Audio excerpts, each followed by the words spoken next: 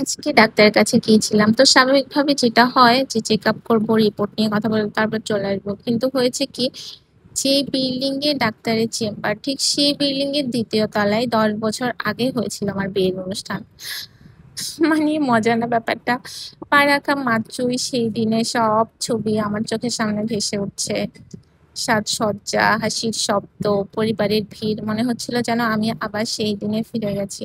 তখন হয়তো এই করিডোরে দিয়ে হচ্ছে আসা হয়নি, কারণ বিয়ে, তখন তো আমি কোণে ছিলাম, তো কোণেরা তো এত লাফালাফি করে না, এই জন্য এই করিডোরে আমার আসা হয়নি। আর এইভাবে এরকম ভিউ দেখা হয়নি। তো এই জন্য ভাবলাম, তখন দেখিনি কি হয়েছে, আজকে একটু দেখি। এই যে এই রেস্টুরেন্টটা এখন পুরনো হয়ে গিয়েছে। তো ১০ বছর পর, ১০ বছর আগে হচ্ছে এরকমই ছিল, কিন্তু আরেকটু ছিল। এখন তো ১০ বছর পরে একটু তো অবশ্যই পুরোনো হবে। তো তারপরে হচ্ছে একটু দাঁড়িয়ে থেকে আমরা নিচে নেমে আসি। আর বাসায় যাওয়ার পথে এখানে নার্সারিতে একটু ঢুকি। আমি যেহেতু গাছপ্রেমী মানুষ, গাছ আমার খুব ভালো লাগে। তো এই জন্য আমি বের হলেই, মানে এই রাস্তা দিয়ে বের হলে বাসায় আসার সময় এই নার্সারিতে ঢুকি। যেহেতু ডাক্তারের চেম্বার আর আমাদের বাসার দূরত্ব বেশি না, ১০ মিনিটের রাস্তা, তো আমি একটু নার্সারিতে ঢুকেছি গাছ কিনবো বলে। কিন্তু কিনিনি, কারণ হচ্ছে মানে মিলাতে পারিনি যে গাছের সাথে তো গাছ কিনলেই হবে না, গাছকে রাখার জন্য তো একটা ব্যবস্থা করা লাগবে। তো আমার যেহেতু বড় টব নেই, তো এই জন্য আমি আর এই জবা ফুল গাছটা আমি কিনতে চেয়েছিলাম, কিন্তু কিনিনি। তো ইনশাল্লাহ বড় টব বানিয়ে তারপরে এই গাছটা আমি আনবো। তো এখানে দেখেন কি সুন্দর সুন্দর ফুল। ফুল আমার বরাবরই ভীষণ ভালো লাগে। তো কাঠগোলাপ ছিল, বাগানবিলাস ছিল, তারপরে রঙ্গন ছিল, অনেক অনেক ধরনের ফুল ছিল। আমি আসলে সব ফুলের নাম জানি না। নার্সারি যে ভাই ছিল উনি বলছিল আমাকে, আমি আসলে সব ফুলের নাম জানি না, আমি এখনো ভুলে গিয়েছি ভয়েস ওভার দিতে গিয়ে। তো এখানে দেখেন আম ধরে আছে কি সুন্দর, তারপরে মালটা ধরে আছে, এগুলি মনে হয় ১২ মাসই এই জন্য এভাবে ধরে আছে, কারণ এখন তো আমের সিজন শেষ হয়ে যাচ্ছে। আমার এমনিতে একটা জবা ফুল গাছ কেনার আছে, মানে আমি অনেক দিন থেকেই ভাবছি যে আমার বারান্দায় আমি একটা জবা ফুল গাছ লাগাবো। তো দেখেন এখানে নার্সারির বাইরে কি সুন্দর ফুল ধরে আছে। তারপর আমরা নার্সারি থেকে বের হয়ে চলে আসছি হচ্ছে আহ সবজি কিনতে। সবজি কিনে বাসায় যাওয়ার পথে ভাবলাম যে কিছু খেয়ে নিই।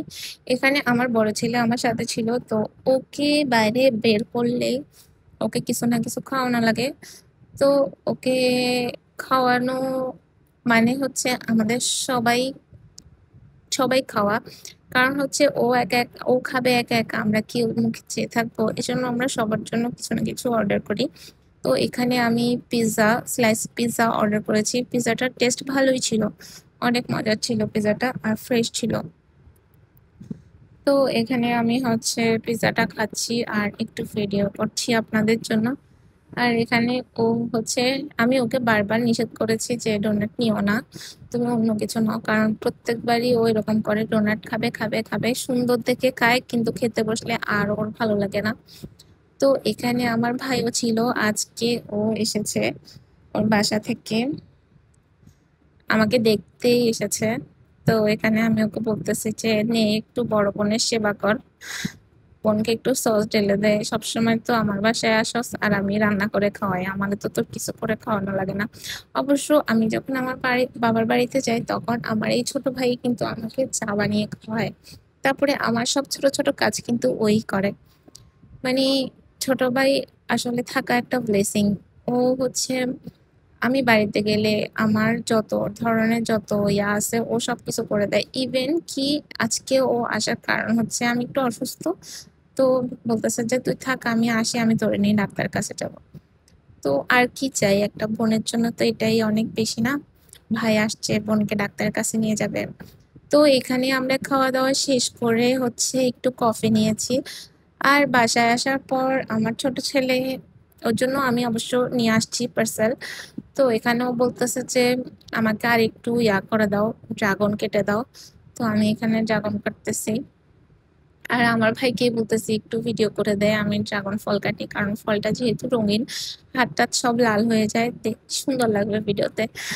তো ও হচ্ছে তেমন ভিডিও করতে পারে না ভালো, তারপরও ট্রাই করতেছে। বেচারা, বেচারার অনেক কষ্ট হতেছে। আমার ভাই হচ্ছে একটু মানে একটু সাদা সিধা ভোলা ভোলা টাইপ। ও হচ্ছে ভিডিও টিডিও এগুলার এগুলা তেমন একটা পছন্দ করে না, আর করেও না। ও আজ পর্যন্ত জীবনে ওর ফেসবুকে একটা ওর নিজের ছবি দিয়ে প্রোফাইল পর্যন্ত দেয় নাই। মানে এত লাজুক ও। তো ও এরকম, ওকে যে আমি ভিডিও করতে বলতেছি ও কিন্তু লজ্জা পেতেছে, বলতেছে যে না না হবে না, ভালো হবে না, আমি এগুলা পারি না, তুই আমাকে দিস না, ভালো হবে না। তো আমি বলতেছি যে যা পারোস কর, খালি ধরে রাখবি, এটা তো আর কোনো একটা এত বড় ব্যাপার না। তো এখানে ও যা পারছে যতটুকু পারছে করে দিচ্ছে ভিডিও। তো এই যে আমার ড্রাগন কাটা শেষ। তো এই পর্যন্তই, সবাই ভালো থাকবেন, সুস্থ থাকবেন, আর অবশ্যই লিভিং উইথ তামান্নার সাথেই থাকবেন। আল্লাহ হাফেজ, সবাই ভালো থাকবেন, টাটা।